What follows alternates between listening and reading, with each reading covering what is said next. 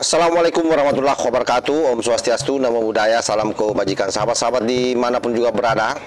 Luar biasa ya, Roy Panci dengan suara yang sangat lantang. Padahal kita tahu bahwa maknanya itu kosong sahabat. Itu adalah gambaran besar yang sangat tepat untuk Roy Panci ini hari ini sahabat ya. Setelah kita tahu bahwa misi penelitiannya ke Australia itu kandas tanpa hasil, lalu kemudian dia menyuguhi publik dengan narasi-narasi kebohongan. Kini dia kembali berulah. Ada satu pernyataan yang kita luput up, di mana Panci berencana kembali ke Australia dan itu akan mengajak Rismon Sianipar, Tipa, dan berikut seluruh geng pemburu ijazah ini sahabat, atau geng teroris. Dia mau melakukan penelitian ulang. Tentu yang menjadi pertanyaan sederhana, penelitian apa yang diulang? Kalau yang pertama saja tak pernah benar-benar terjadi, apalagi yang kedua kalinya. Jangan-jangan dia hanya pergi jalan-jalan menghabiskan uang, atau jangan-jangan ke sana untuk dagang secara besar-besaran buku dan baju. Padahal kita tahu bahwa dagangannya di sana tidak laku. Sekalipun klaimnya Roy Suryo bahwa itu laku, tapi itu kan hanya narasi. Fakta video beredar bahwa dia jajakan bukunya dan tidak ada yang beli. Seperti apa narasinya? Ini video singkatnya. Jadi kalau sekali lagi, kalau ini ada orang mengatakan itu nggak masuk, hanya di luar. Memang hari Minggu kami nggak masuk. Nah ini hari Seninnya ini yang paling penting. Mau kita lakukan penelitian lagi, saya kapan nanti ajak Michael yang udah janji itu. Ya. Ajak dokter Tifa, ajak dokter Rismon, ajak teman-teman peneliti yang lain. Mungkin ajak teman-teman, ayo. Dan bahkan dihadiri para termul yang sudah tobat, yang sudah tobat, yang sudah insaf. Salah satu mobilnya kemarin saya foto di depannya, ya gitu. Mobilnya plat nomornya JUDOOL.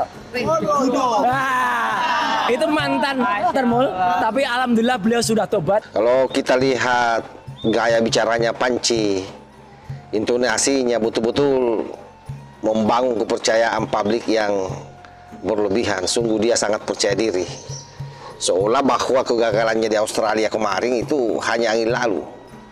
Padahal seluruh rangkaian kegiatannya itu sudah terbukti tidak memenuhi standar penelitian sama sekali. Bayangkan tidak berizin resmi dan tidak melibatkan satupun civitas akademik kampus yang ia sebut di dalam wawancaranya itu. Hanya segelintir orang yang tidak punya keterkaitan dengan universitas tersebut. Itulah yang dia sebut sebagai riset.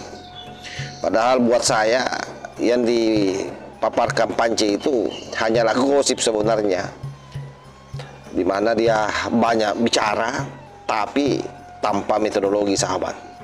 Dan yang paling lucu karena setelah seluruh narasi itu kemudian tumbang, Roy masih punya keberanian untuk mengulang kesalahan yang sama.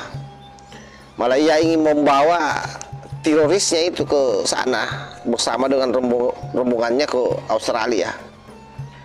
Tentu pertanyaannya, untuk apa semua itu kau lakukan Panci? Apakah kau mau mempermalukan dirimu di sana untuk yang kedua kalinya? Sebab publik saya kira sudah jelas melihat bahwa ini bukan penelitian, tapi ini hanya obsesi pribadi yang dibungkus ambisi politik murahan. Dan itulah yang selama ini kamu ulang-ulangi terus. Karena dalam logika akademik, ketika riset gagal, peneliti harus mengevaluasi metodologi dan sumber datanya. Tapi kan dalam logika Roy Panci ini, kegagalan ini justru dijadikan panggung. Ia menggiring publik dengan opini bombastis seolah sedang membongkar satu kejahatan yang sangat besar. Membongkar sebuah kebenaran, padahal yang terjadi hanyalah kebohongan. Kebohongan yang saya kira ia kemas dengan bahasa ilmiah palsu, dengan label-label melakukan penelitian. Dan inilah fenomena yang disebut sebagai peneliti tanpa riset, analisis tanpa data, hanya ada dalam kamus Roy Suryo sahabat ya. Jadi semua hanya bermodalkan omong-omong seperti yang disampaikan oleh Pak Prabowo, tidak ada data sama sekali.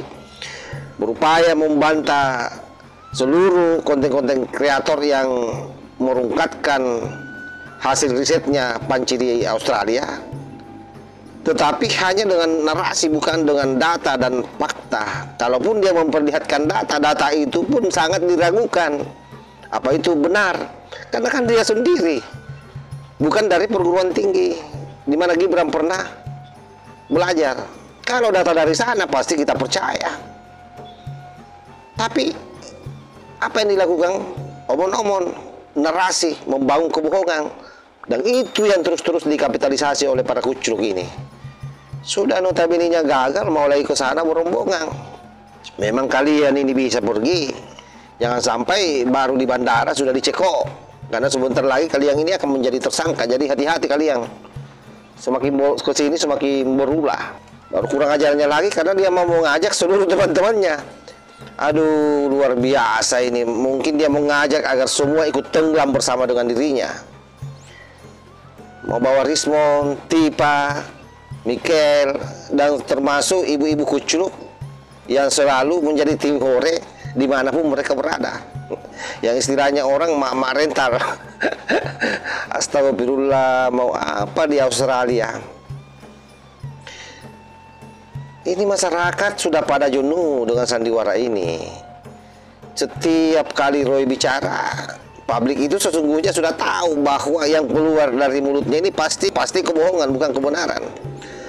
Dan tidak lebih daripada sebuah keinginan yang hemat saya sampai hari ini tak ada satu pun yang relevan.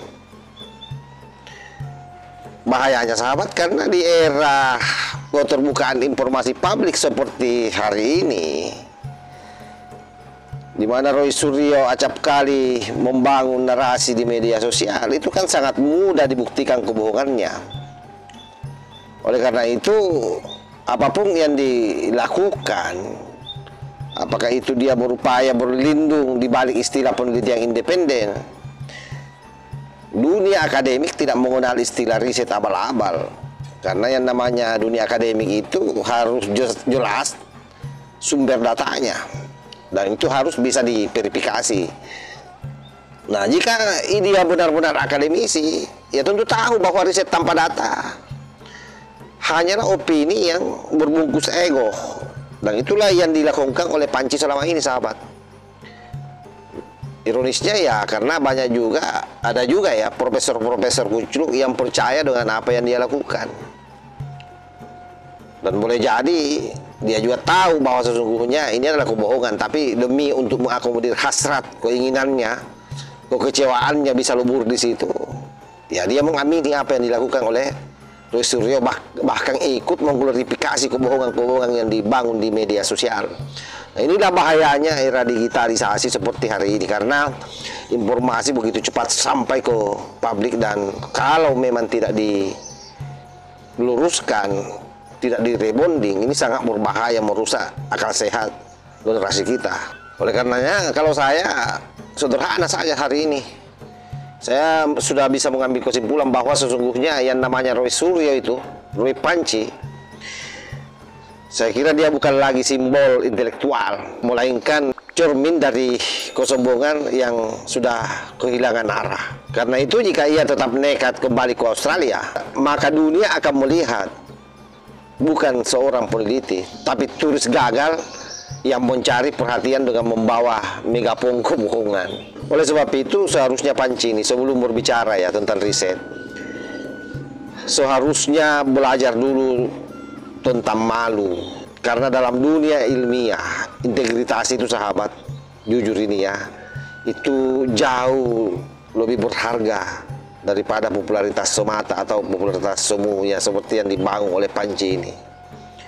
Kasihan sekali nasib mereka. Mudah-mudahan dalam waktu dekat Polda Metro Jaya mentersangkakan mereka sehingga dia tidak liar lagi kemana-mana. Ini harus dikerangkan cepat ini.